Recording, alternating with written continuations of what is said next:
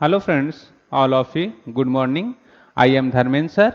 Today discuss quadratic equation. तो अभी तक क्वाड्रेटिक इक्वेशन में हम लोग कितने कंसेप्ट सीख चुके हैं उस कंसेप्ट को मैं रिकॉल करता हूं एंड देन न्यू कंसेप्ट हम लोग सीखेंगे। ओके, तो अभी तक हम लोग क्वाड्रेटिक इक्वेशन में स्टैंडर्ड फॉर्म या general form of quadratic equation के कंसेप्ट सीख चुके हैं and root of quadratic equation के कंसेप्ट सीख चुके हैं and method of quadratic equation mean solving the method of quadratic equation. तो solving the method of quadratic equation में हम लोग मेथड 1 और मेथड 2 का कंसेप्ट ऑलरेडी सीख चुके हैं। तो मेथड 1 था फैक्टराइजेशन मेथड एंड मेथड 2 था कंप्लीटिंग स्क्वायर मेथड। तो इस मेथड से रिलेटेड हम लोग मैक्सिमम क्वेश्चन सॉल्व कर लिए हैं।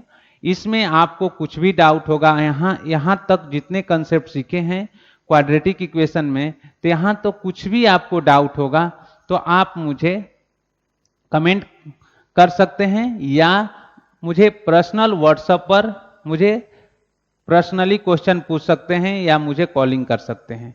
तो यहाँ तक अगर कुछ भी आपको सीखने में प्रॉब्लम हुआ होगा तो मुझे आप क्या बोल सकते हैं, मुझे कमेंट कर सकते हैं या मुझसे पूछ सकते हैं बिना हेजिटेशन, बिना डाउट का। ओके, तो यहां तक तो मैं आपको जितना आपके बुक में क्वेश्चन थे, जहां तक भी मैक्सिमम टू मैक्सिमम मैंने यहां तक एनसीईआरटी के भी बहुत सारे क्वेश्चन एक्सप्लेन किए हैं। तो आपको जहां तक और प्रैक्टिस करना होगा प्रैक्टिस करिए और कुछ और क्वेश्चन मैं आपको क्या करूंगा कि एक असाइनमेंट दूंगा, उसमें मैक्सिमम अच्छे अच्छे क्वेश्चन होंगे। तो यहां तक जो भी डाउट होगा आप मुझसे पूछ सकते हैं। ओके, तो अब आज हम लोग जो मेथड नंबर 3 है फार्मूला मेथड या सिद्धाचार्य फार्मूला मेथड बोलते हैं, तो ये मेथड भी आज मैं इस मेथड को आज मैं एक्सप्लेन करने वाला हूं कि फार्मूला मेथड से कैसे क्वाड्रेटिक इक्वेशन को सॉल्व करते हैं, how to solve the quadratic equation by formula method. Okay, तो फार्मूला मेथड के हेल्प से हम क्वाड्रेटिक इक्वेशन को कैसे सॉल्व करते हैं, तो आज हम इस मेथड को हम एक्सप्लेन करेंगे, इस मेथड को कंसेप्ट को एक्सप्लेन करूंगा।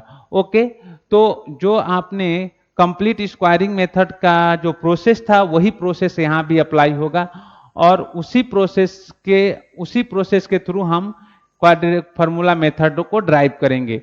जो मैंने पिछले एक दो क्वेश्चन मैंने बताया हूं जो कि क्या बोलते हैं कि फैक्टराइजेशन मेथड से सॉल्व नहीं हो रहा था, तो इसको हम फार्मूला मेथड से सॉल्व करके बताया था और मैं बोला था कि ये फार्मूला जो है कि x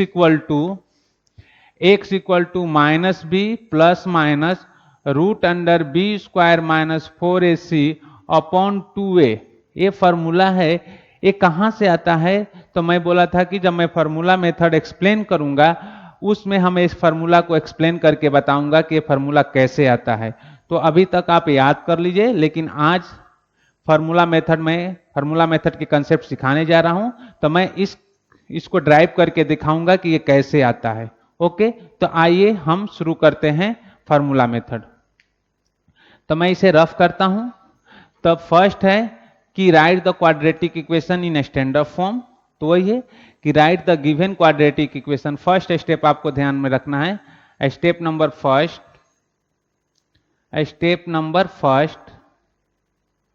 right the given equation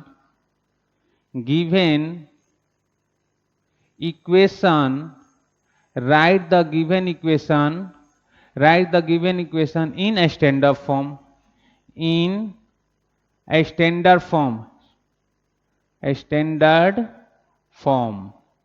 तो right the given equation in a standard form. तो आपको जो गिवन इक्वेशन होगा उसको किस फॉर्म में लिखेंगे, स्टैंडर्ड फॉर्म में।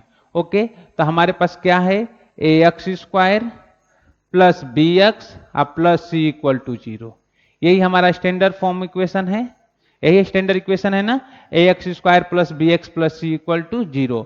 अब मैंने आपको जो बताया था वही चीज यहां भी अप्लाई करेंगे कि कोएफिशिएंट ऑफ एक्स स्क्वायर को क्या बनाएंगे, 1 बनाएंगे। और कोफिशिएंट ऑफ एक्स स्क्वायर को 1 बनाने के लिए मैंने कंप्लीटिंग स्क्वायर मेथड में बताया था कि जो कोफिशिएंट होगा, एक्स का जो कोफिशिएंट होगा, क्या उसी कोफिशिएंट से हम क्या कर सकते हैं, डिवाइड कर सकते हैं। तो हियर कोफिशिएंट ऑफ एक्स क्या दिया है, यहाँ पर ए दिया है, तो ए को हम एलएचएस और आरएचएस से डिवाइड कर देंगे तो कोफिशिएंट ऑफ एक्स स्क्वायर क्या हो जाएगा, 1 हो जाएगा। तो वो आप यहां डिवाइड कर लेंगे, तो यहां लिखेंगे dividing on A, dividing by A on both side we get, तो डिवाइड कर लेंगे तो आपके पास क्या आया, this imply A X square upon A plus B X upon A plus C upon A equal to 0। Okay, तो A से ए कैंसिल हो गया, तो this imply X square plus B upon A X plus C upon A equal to 0। तो ये आपका हो गया कोफिशिएंट ऑफ एक्स स्क्वायर क्या हो गया, 1 हो गया। ओके, फिर मैंने क्या बोला था, इस मिडल टर्म को, तो मिडल टर्म निकालने से पहले हम क्या होते हैं, कोस्टेंट टर्म को हम किधर ट्रांसफर कर दूं, एलएचएस से आरएचएस साइड में। तो आपके पास आ गया कि यहां से लिख सकते हैं this imply X square plus B upon A X equal to minus C upon A. Okay, तो हमने इसको ट्रांसफर कर दिया, तो मिडल टर्म निकाल लेते हैं, मिडल टर्म इक्वल टू वही मिडल टर्म का जो मैंने बताया वही चीज करना होगा। तो middle term equal to middle term equal to 1/2 coefficient of x का bracket square, coefficient of x का क्या होगा, ब्रैकेट स्क्वायर, या this imply middle term equal to 1/2 coefficient of x क्या है, तो कोफिशिएंट ऑफ एक्स है b upon a, coefficient of x क्या है, बी अपॉन ए। तो हम यहां पर लिख सकते हैं हियर, तो B upon A into B upon A का bracket square equal to B square upon 4a square. Okay, अब यहां तक आपको, तो यहां तक तो इसीलिए पहले हम लोग कंप्लीट स्क्वायरिंग मेथड सिखाते हैं, क्योंकि फार्मूला मेथड डिराइव करते हैं कंप्लीट स्क्वायरिंग मेथड के ही हेल्प से डिराइव करते हैं, इसलिए हम लोग पहले कंप्लीट स्क्वायरिंग मेथड सिखाते हैं। ओके, तो दिस इंप्लाई, क्योंकि आपको समझने में कोई प्रॉब्लम नहीं होगा, तो आपके पास क्या होगा, अब constant a b square upon 4ac को क्या करेंगे, एलएचएस और आरएचएस में ऐड कर देंगे, तो आपके पास हो गया X square plus B upon A X plus B square upon 4a square equal to minus C upon A plus B square upon 4a square.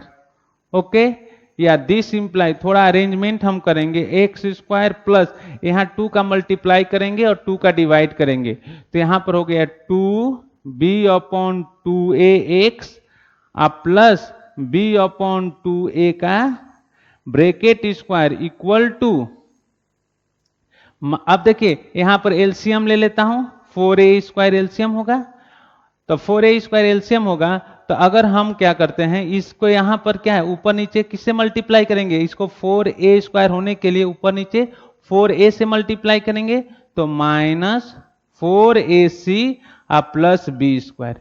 एक चीज मैं यहां आपको ट्रिक बताऊंगा, वो आपको ध्यान में रखना है, यहां पर 2ab जो हम बनाते हैं, हम b, यहां पर b अपॉन 2a है, तो यहां पर जो 2ab का टर्म होता है ना, वहीं यहां पर अगर आप लिख देंगे तो 2ab बन जाता है।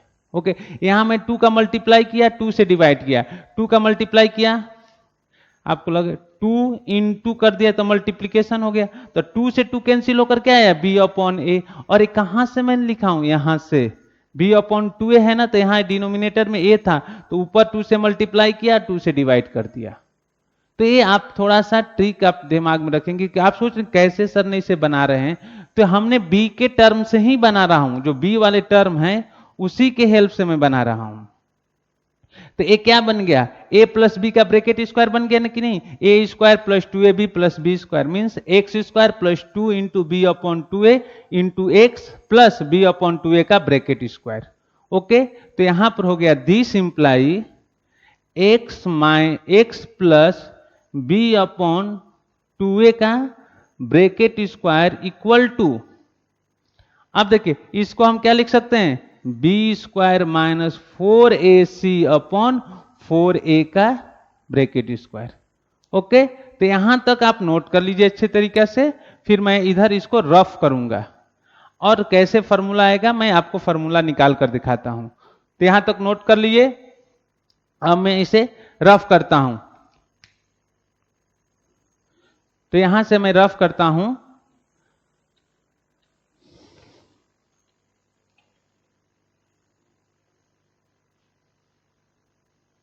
तब हम क्या लिखेंगे, on taking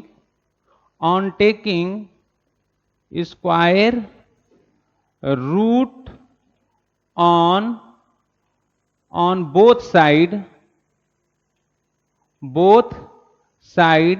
we get, on taking square root on both side we get. तो हमने स्क्वायर रूट दोनों साइड में लेंगे तो हमारे पास आएगा this imply x plus B upon 2a plus minus equal plus minus root under, a यहां पर स्क्वायर हटेगा तो उसे स्क्वायर अंडर रूट में कन्वर्ट हो जाएगा, तो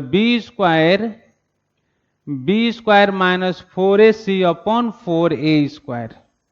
ओके, तो this imply x plus B upon 2a in bracket equal to plus minus a वाला परफेक्ट स्क्वायर बनेगा, तो इसको हम लिख सकते हैं B square minus 4ac upon 2a। Okay, या देयरफॉर x इक्वल टू, उस टर्म को हम उधर ट्रांसफर करते हैं minus B upon 2a plus minus root under B square minus 4ac upon 2a। यहां तक तो आपको कोई समझने में कोई प्रॉब्लम नहीं हुआ, क्योंकि ये तो अभी तक तो मैं कंप्लीट स्क्वायरिंग मेथड वाले ही प्रोसेस अप्लाई कर रहा हूं। तो इधर मैं इसे रफ करता हूं,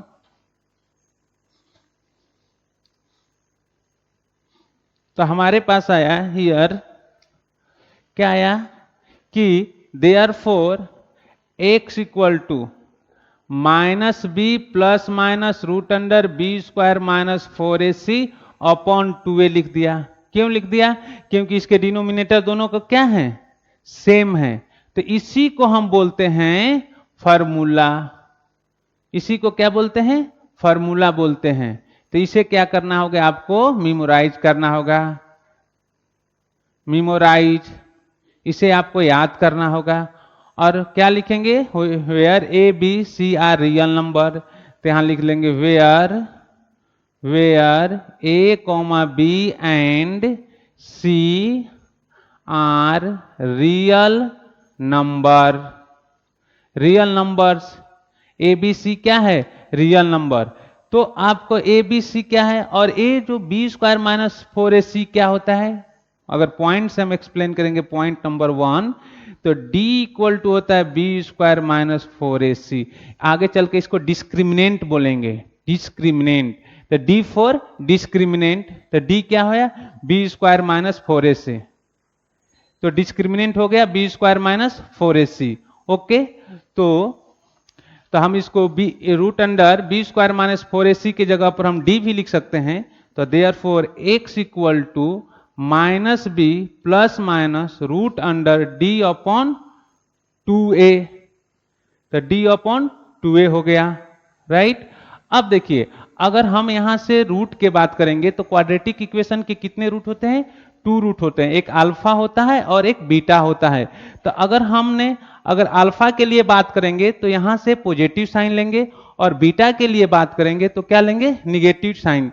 तो roots of the quadratic equation means alpha and beta, तो अल्फा इक्वल टू आया minus B plus root under B square minus 4ac upon 2a और बीटा इक्वल टू आपके पास आया minus B minus root under B square minus 4ac upon 2a।